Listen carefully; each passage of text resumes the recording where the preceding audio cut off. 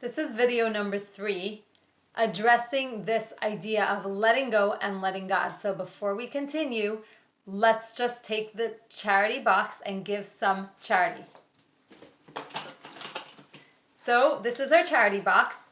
Great is charity that hastens redemption, or great is righteous contribution that hastens redemption. Redemption for ourselves and redemption for the world. Liberation is something that we all could use, and one coin at a time we are bringing liberation and compassion to the world. So I want to address this concept one more time of letting go and letting God, and this time I want to invite you to think about this concept. Imagine if you can tell yourself that everything that God does is for us, with us, and through us.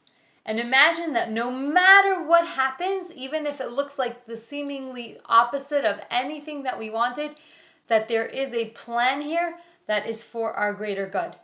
Now, it's not easy to say this to someone who is in pain and who is right now needing compassion.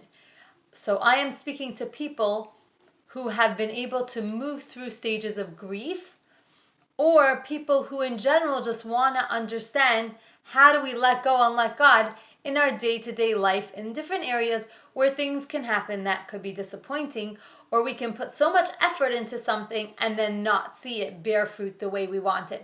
So this is what I'm addressing, and this is who I'm addressing. So what I want to invite us to know is as follows.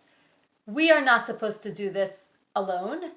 And not only are we not supposed to do this alone, we are actually supposed to be partnering with God.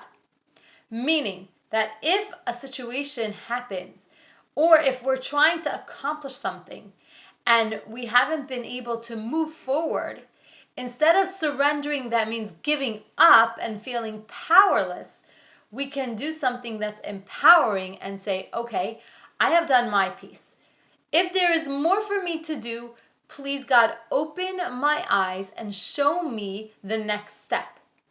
If it is not something I'm supposed to do alone, I'm inviting you, God, as my partner, and to take equal responsibility because you know much more than I do and you see it much more what's going on. And please help me accomplish this if this is for my best good and the world's best good.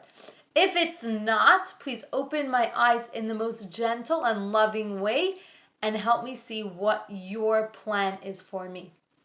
So many times when I have found myself in a situation where I did not know what else to do, I have taken a step back and I said, okay, I'm going to recognize that I have done my piece right now. I have done what I needed to do.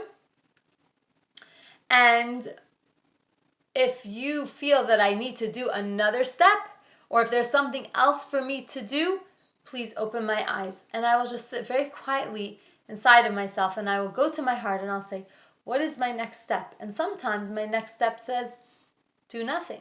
And sometimes my next step says, call this person. And sometimes my next step says, you need to take care of yourself more, go to sleep, take a walk, relax, get a massage, do something else for yourself.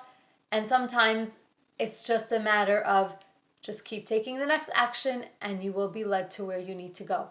I hope that is helpful. And this is the 3rd video on speaking about letting go and letting God.